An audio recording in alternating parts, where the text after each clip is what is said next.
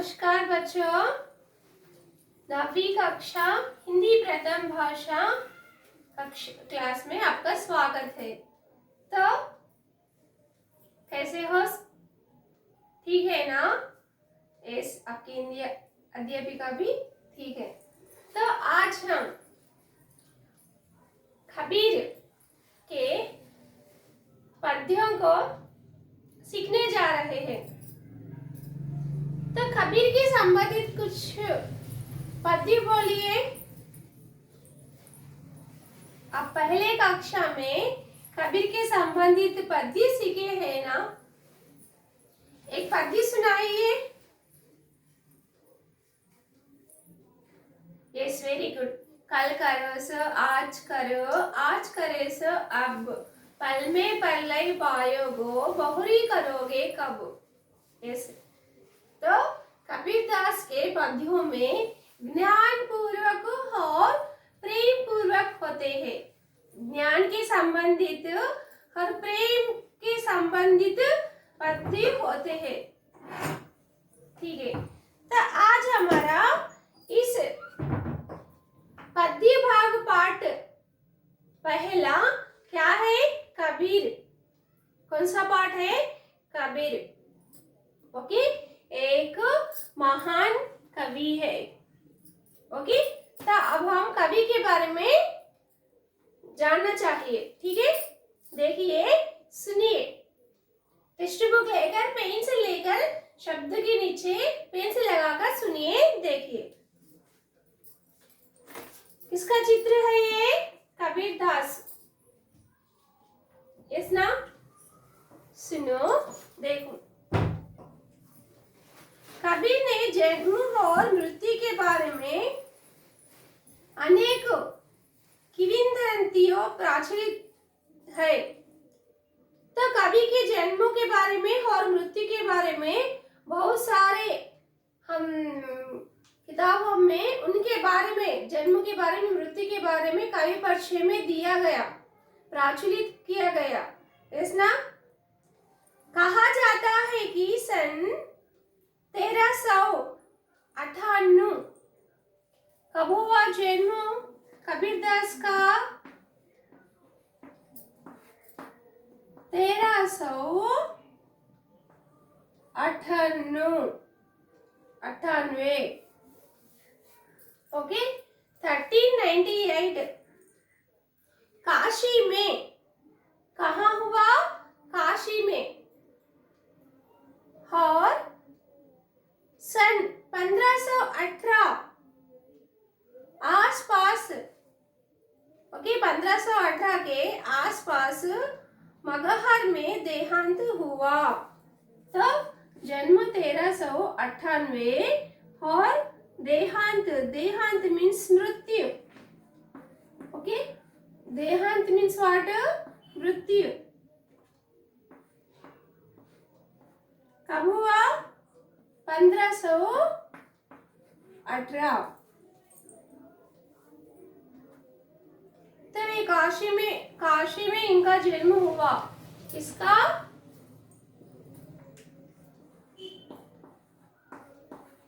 कवि का नाम?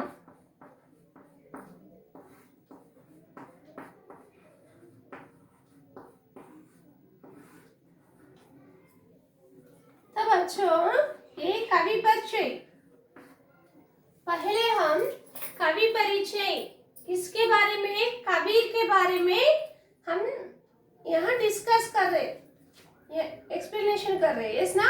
कवि परिचय के बारे में।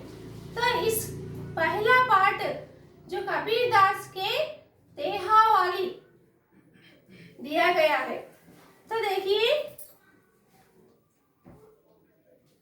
कबीर ने विधिवत शिक्षा नहीं पाई, मीन्स वो पढ़े लिखे नहीं थे। ओके, क्योंकि थोड़े कारण, क्योंकि उनके माता पिता ना रहने के कारण से वे बिल्कुल पढ़े लिखे नहीं थे।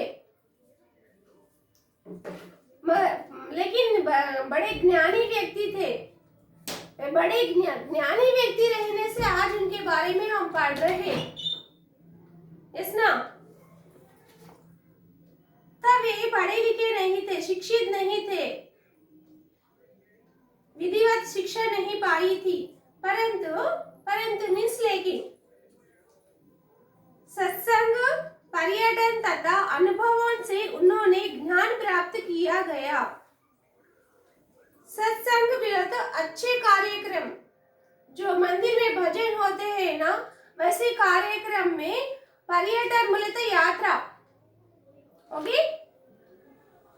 एक पुण्य क्षेत्र का पर्यटन करने से उन्हें ज्ञान प्राप्त हुआ।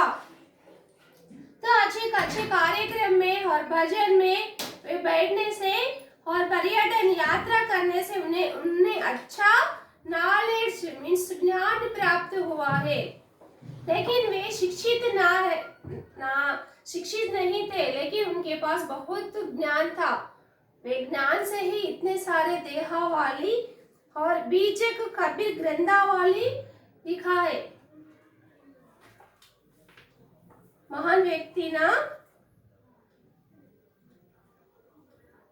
भक्तिकालीन निगुणा संत परंपरा के प्रमुख कवि कबीर की रचनाएं।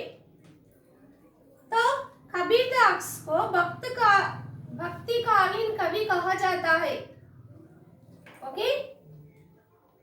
कौन से काल के कवि है? भक्ति काल के कालों में विभाजन किया गया, आदि काल, आधुनिक काल, भक्ति काल, ऐसे।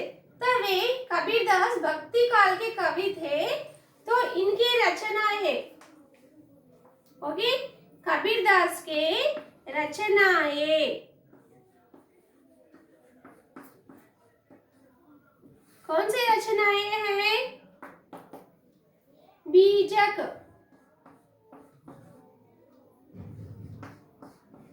क्या है रचना का नाम? बीजक कबीर ग्रंथावली।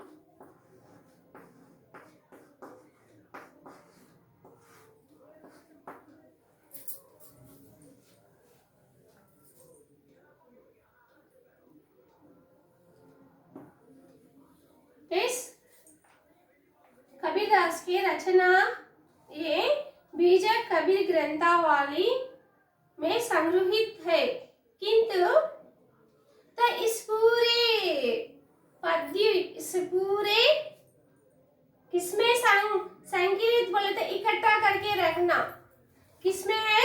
बीजक कबीर ग्रंथावली में इकट्ठा करके रखा गया है।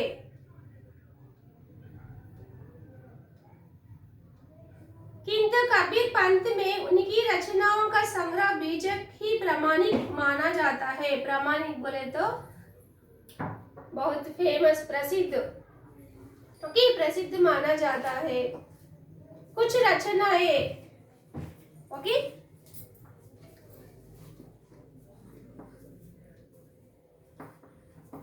गुरु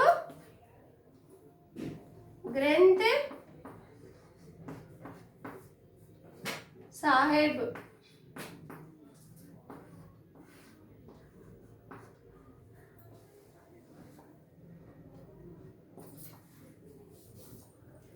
गुरु ग्रंथ साहिब उनकी भी संकलित है। कबीर अत्यंत उदार। तो कबीरदास कैसे व्यक्ति थे, ओके। कबीरदास के बारे में अब तक हम रचनाएं के बारे में बातचीत करें ना। इसके बारे में रचनाएं, कौन से रचनाएं है कबीरदास के? बीजक कबीर ग्रंथावली, गुरु ग्रंथ साहिब। अब देखिए कबीर के बारे में। कबीर अत्यंत उदार, निर्भग तथा सद्गृहस्थ संत थे। राम और रहीम के एकता में विश्वास रखने वाले कबीर ने ईश्वर के नाम पर चलने वाले हर तरह के पाखंड, भेदभाव और कर्मकांड का खंडन किया है। तो वे सीधे साधे कवि, ओके। ज्यादा दिखावट ना करने वाले। ओके, उदाहरण निर्भीक, सद्गृहस्थ बोलते सद्गुण वाले। ओके, सद्गुण वाले संत कवि थे।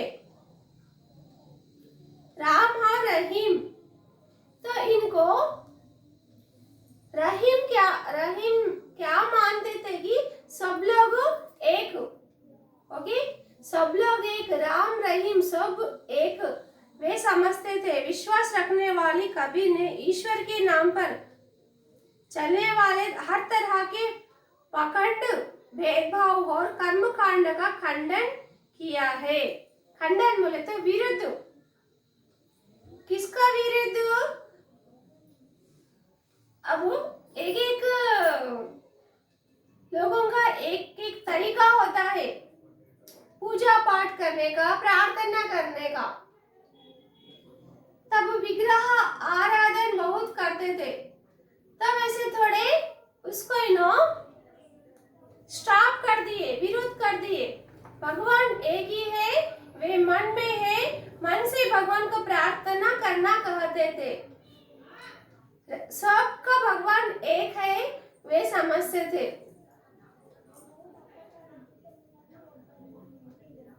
उन्होंने अपने काव्य में धार्मिक और सामाजिक भेदभाव से मुक्त मनुष्य कल्पना की।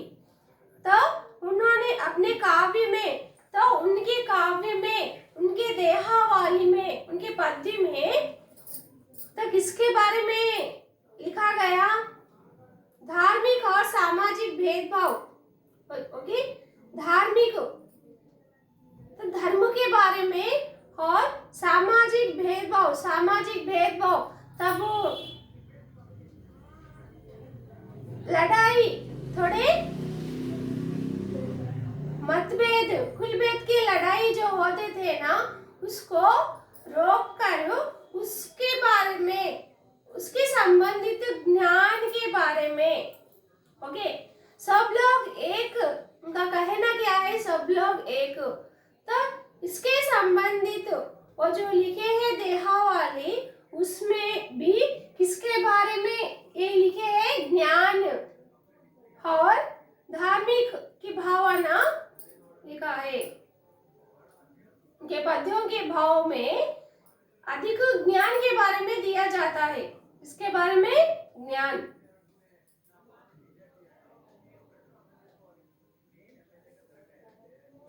धार्मिक और सामाजिक भेदभाव से मुक्त मनुष्य की कल्पना थी। ईश्वर प्रेम, ज्ञान तथा वैराग्य, गुरु भक्ति, सत्संग और साधु महिमा के साथ आत्मबोध, जगत बोध की अभिव्यक्ति उनके काव्य में हुई है। तो उनके काव्यों में किसके बारे में लिखा गया? ईश्वर प्रेम बोले तो भगवान के पर प्रेम, भगवान के पर भक्ति। ओके, भगवान को, भक्ति को कैसे प्रेम होना चाहिए? अरे दिखावट करके थोड़े लोग भक्ति दिखाते हैं। ओके, भक्ति को हम दिखाना नहीं है, हमारे मन से हम भगवान को मानना चाहिए। यस ना? तो उनके दोहे में किसके बारे में? ईश्वर का प्रेम, ज्ञान, और किसके बारे में? ज्ञान के बारे में, वैराग्य के बारे में, गुरु भक्ति, ईश्वर की भक्ति और गुरु भक्ति। ओके, गुरु शिष्य की भक्ति, ईश्वर भक्ति के संबंधित और गुरु शिष्य के संबंधित। सत्संग, सत्संग बोले तो अच्छे नीति बातें, मोरल वैल्यूज के बारे में। सत्संग बोले तो क्या हो? मोरल वैल्यूज, उसके संबंधित दोहे। और साधु महिमा के साथ आत्मबोध, और जगत बोध की अभिव्यक्ति उनके काव्य में हुई है। तो उनके काव्य में इतने सारे विषय के संबंधित लिखा गया। समझे ना? कितने महान व्यक्ति है ना कबीरदास। विषय एक ही वाक्य में दिया जाता, उसका अर्थ भाव बहुत मीनिंगफुल होता है। ओके, नेक्स्ट सी, नेक्स्ट लाइन। कबीर की भाषा की सहजता ही उनकी काव्यात्मकता की शक्ति है। तो उन्होंने जो लिए गए भाषा है वो सहजता बोले तो रियलिटी। ओके, रियलिटी जो समाज में हो रहा वो लिखे है उस काल में, भक्ति काल में। ओके, सहजता की उनकी काव्यात्मकता की शक्ति है। उनकी काव्य जो है उसमें सहजता, रियलिटी सभी सही हुए। अब हम पढ़े हैं, कल करे से आज करो। अब हमको भी बहुत करा है, कभी भी हम काम को पेंडिंग नहीं करना चाहिए। कल का काम आज करना, आज का काम अब करना। कौन से समय में हमको पहले मीन्स कष्ट आ सकता, फिर उस काम को हम नहीं कर सकते। कितना अच्छा दोहा है ना। इसी तरह बहुत सारे हजारों के दोहे भी लिखे हैं। वो दोहे में किसके बारे में दिया गया? ज्ञान के बारे में, ईश्वर की भक्ति के बारे में, गुरु की भक्ति के बारे में। ओके, इस सब के बारे में दिया गया। जन भाषा की निकट, जन भाषा बोले तो पब्लिक लोग। ओके, जन मीन्स व्हाट? पब्लिक लोग। तो जो लोग समझ सके, समझ में आने वाली भाषा। निकट बोले तो पास में, नजदीक में, समझ में आने के लिए पास में के कारण की काव्य भाषा में दार्शनिक चिंतन को सरल ढंग से व्यक्त करने की शक्ति है। तो जो पब्लिक को, लोगों को समझ में आने वाली भाषा के रीति में वे लिखे हैं। रीति मीन्स पद्धति। इसीलिए वे अच्छे ढंग से और एक महान शक्ति पूर्वक हुए हैं। समझे ना? कबीरदास का कवि परिचय। ओके, किस किस के बारे में दिया गया कवि परिचय? उनके रचनाओं के बारे में, उनके रचनाओं के किस विषय है उसमें, कौन से विषय में वो रचनाएं किए हैं, उसमें क्या विषय है। नेक्स्ट, प्रस्तावना प्रसंग। तो यहाँ चित्र देखिए, चित्र में कौन है? Mother Teresa. मदर तेरेसा को हम याद करते हैं कि हमारे मन में सेवा भाव जाग उठते हैं। यस ना बेटा?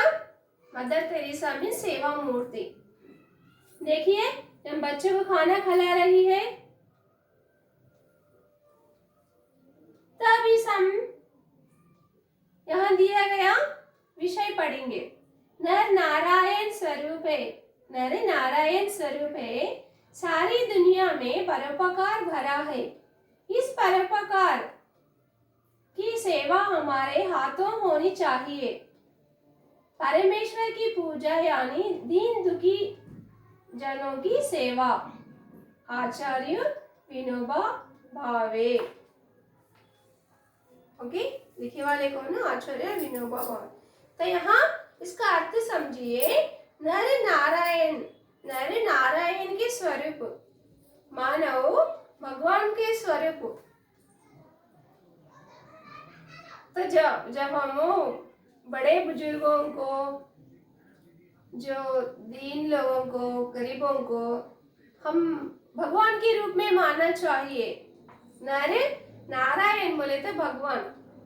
सारी दुनिया में परमेश्वर भरा है, सब लोग परमेश्वर, सबके दिल में परमेश्वर है, ऐसा। इस परमेश्वर की सेवा हमारे हाथों से होनी चाहिए। तो उनकी सेवा हम अपने हाथों से करना, प्रार्थना करके, पूजा करके उनकी सेवा नहीं करना, अपने हाथों से हम उनको सेवा करना। मानव सेवा ही माधव सेवा कहा गया। परमेश्वर की पूजा यानी दीन दुखी जनों की सेवा। परमेश्वर की पूजा यानी दीन दुखियों की सेवा। दीन बोले तो जो कोई भी उनको नहीं रहते, गरीब रहते। दुखियों बोले तो जो रोगिष्ट अनाथ रहते, वो लोगों की। ओके, अब प्रश्न के उत्तर दीजिए।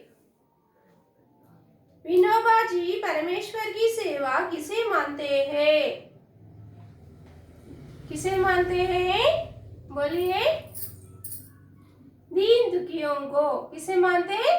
दीन दुखियों को। Correct answer. विनोबा जी परमेश्वर की सेवा दीन दुखियों को मानती है। आप किस प्रकार की सेवा करना चाहेंगे? आप किस प्रकार की सेवा करना चाहेंगे? Correct answer. दीन दुखियों की सेवा करना चाहेंगे और बड़े बुजुर्गों की। समाज सुधारक कबीर के बारे में आप क्या जानते हैं? कबीर दास के बारे में आप क्या जानते हैं? दो आंखें में बोलिए सोचकर। Yes, correct answer. ये महान व्यक्ति थे और ज्ञानी व्यक्ति थे। नेक्स्ट,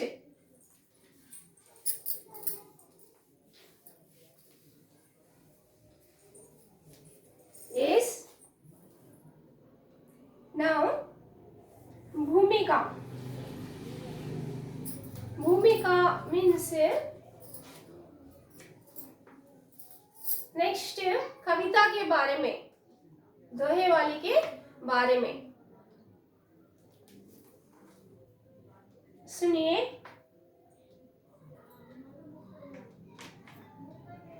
यही संकलित सखियों में प्रेम का महत्व, संत के लक्षण, ज्ञान की महिमा, भाव्य कांडों बारों में, भावेंडरों के बारे में, विरुद्ध आदि भावों का उल्लेख हुआ है। पहले सबद पद में भावेंडरों के विरुद्ध और भीतर ही ईश्वर की व्याप्ति का संकेत है। तो दूसरे शब्द में ज्ञान की आदि के रूपक के सहारे ज्ञान के महत्व का वर्णन किया है। तो बच्चों, हमें भूमिका और नेक्स्ट ये हमारे दोहे, ओके, जो पहले सखियां, नेक्स्ट शब्द दो दिए गए हैं। ये ज्ञान के संबंधित दोहे। ओके, एक किसके संबंधित है दोहे? एक ज्ञान के संबंधित दोहे है। और ये दोहे प्रेम तथा संत लक्षण बोले तो अच्छे व्यक्ति के लक्षण, अच्छा व्यक्ति, गुड पर्सन कैसे होना चाहिए, उनके बारे में।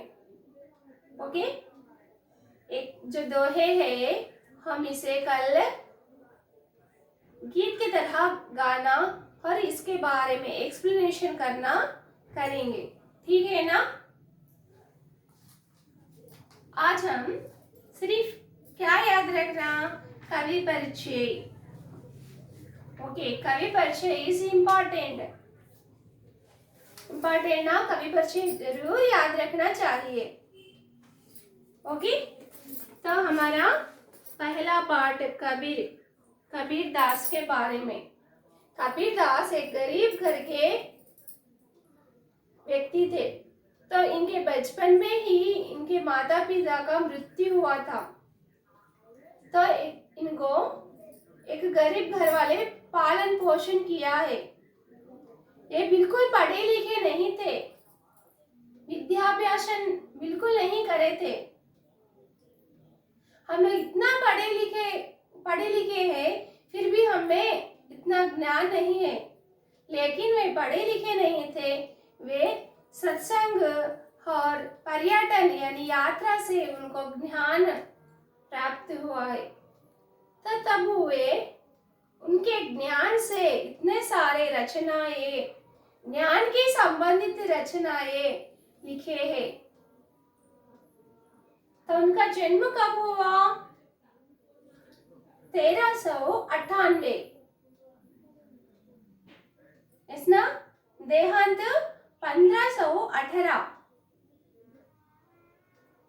और उनकी रचनाएं क्या है? बीज, कबीर, ग्रंथवाली और गुरु ग्रंथ साहिब। समझे ना?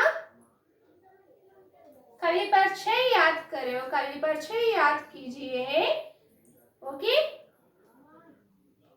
कबीरदास के बारे में, उनके रचनाएं के बारे में और उनके रचनाओं में हमें क्या बोध होता है, उनके दोहे में क्या है नीति। हाँ, किसके बारे में दिया गया है, किसके बारे में दिया गया है? बसवंश कर बोलिए मुझे।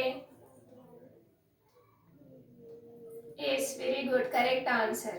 ओके, तो उनके दोहे में ईश्वर की भक्ति और गुरु भक्ति, ज्ञान संबंधित